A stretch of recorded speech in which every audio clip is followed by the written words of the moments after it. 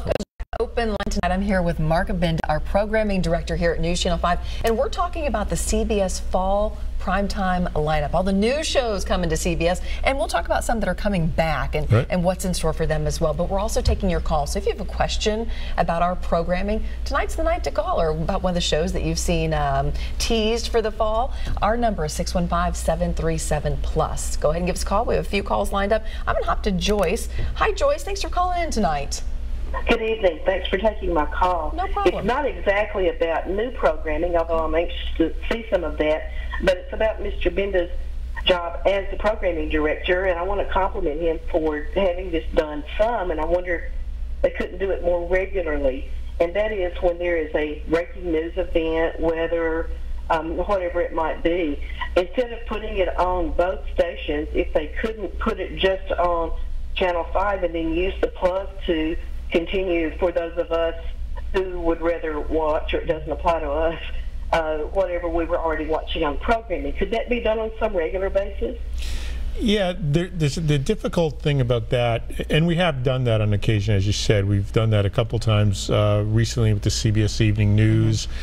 The problem is that the Plus, as good a channel as it is, and we're here right now on the Plus, there's about 40% of the market who has no access to News Channel 5 Plus. Those people have DirecTV, Dish Network, AT&T, UVerse. So it wouldn't be really fair if, for instance, let's just say Young and the Restless, Leland comes on in the middle of the day and says there's a big storm, we're going to break into Young and the Restless, to move Young and the Restless over to the Plus, because then those 40% of the people who don't have access to the Plus would not be able to watch it.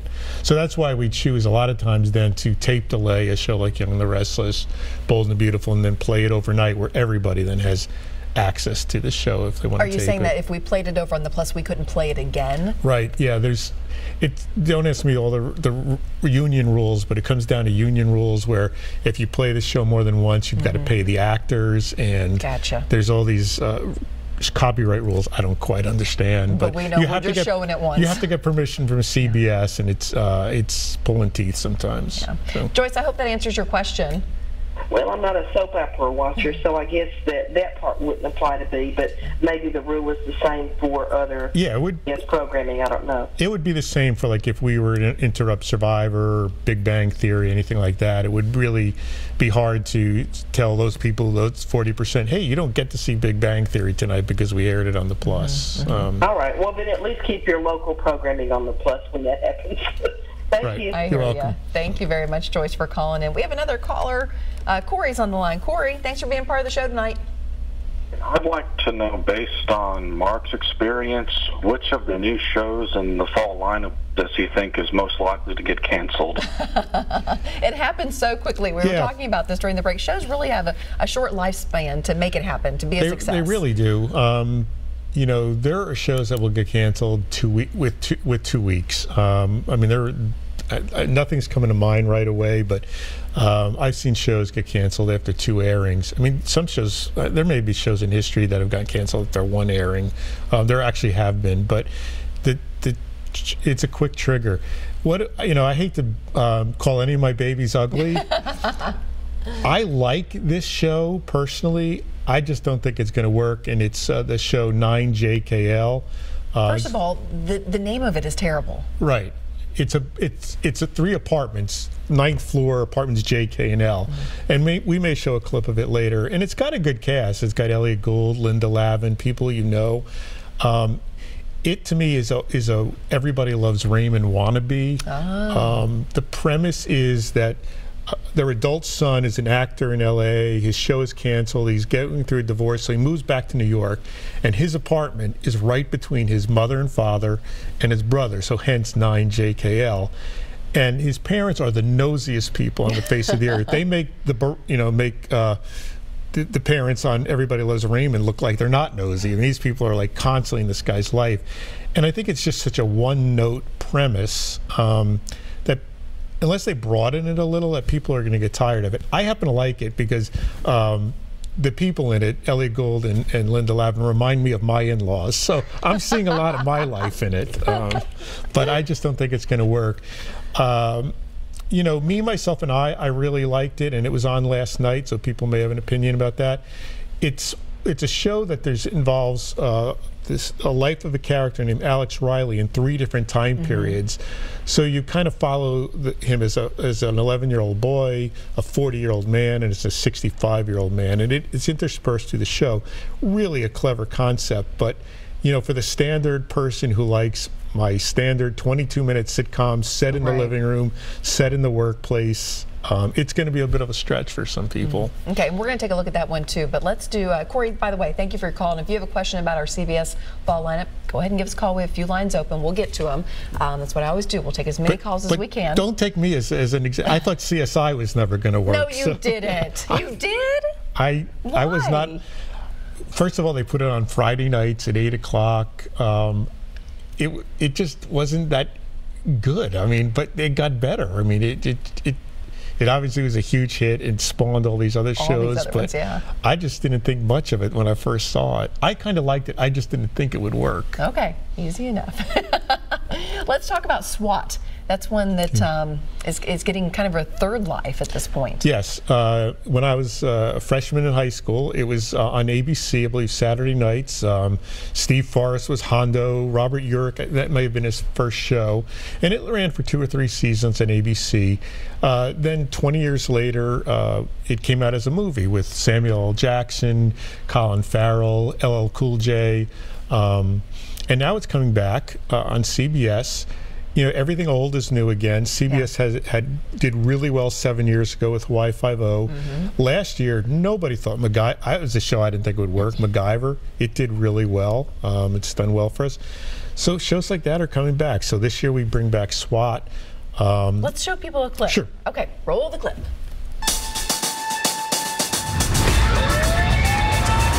All right, I want you to fill the gap, stay liquid. You with us, Hondo? Fill the gap, stay liquid. You say it so damn much, Buck. I finally got it tattooed on my ass. All right, here we go. We got rabbits. I got him!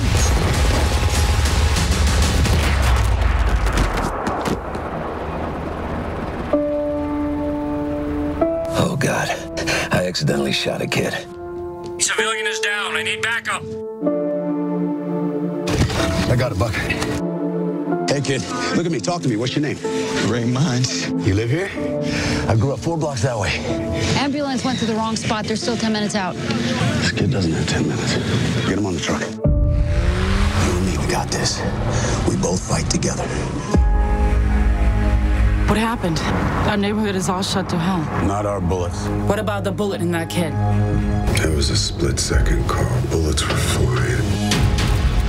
Last night, 17-year-old Raymond Harris was accidentally shot by SWAT team leader Buck Spivey. This morning, I terminated Sergeant Spivey. Actions have consequences. Today, I am assigning Sergeant Daniel Harrells command of this unit. Buck, this is wrong. It was an accident. Not one that I would tolerate on my team. It's your job now. I'm at the crossroads of wrong and right.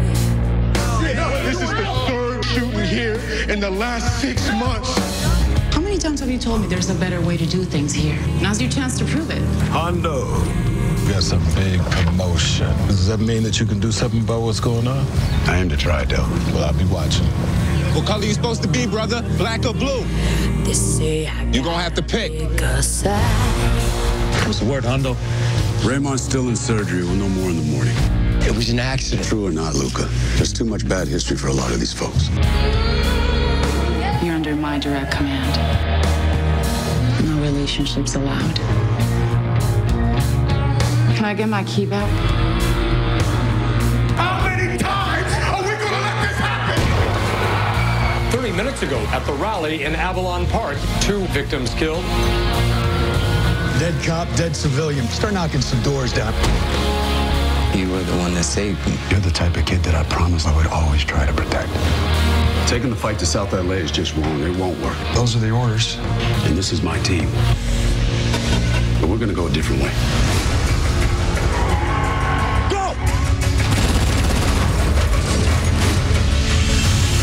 If anyone can bridge the gap between that community and the police, it's you. Everybody! Everybody! This does not act needs to escalate. The roof, northeast. We treat them like family. What you're doing is too important. SWAT isn't about kicking ass. It's about saving lives. Yeah, which sometimes requires kicking a little ass. Take care of business, fellas.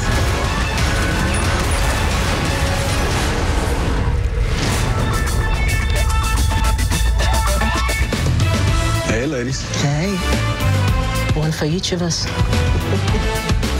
Ooh, and one for Denise. Ooh, that one looks good. Drama, action, heart turns the mirror on what's happening in the world today. Right. You think this is going to be a huge one? I think it's going to be very strong. I mean, Shamar Moore, you know, was on Criminal Minds for 10, 11 years, has a good following, was on Young and the Restless before that. I think he's one of those charismatic guys that people really like. Justin Lin is one of the executive producers who's done all the Fast and Furious movies, so you know there's going to be some great action stunts in this. But again, it's taking the action, but also the social consciousness of what's going on in the world. So yeah, I think it's going to be a strong show for us. So Thursday night, November 2nd. November 2nd. Okay, we got to wait a while for this one. Yes. All right. Worth the wait, though. Okay, I think so. I'm going to be watching that one if I can squeeze it in before the 10 o'clock news. We're going to take another quick break. Mike, I know you're on the line. We'll get to your question right when we come back. Stay with us.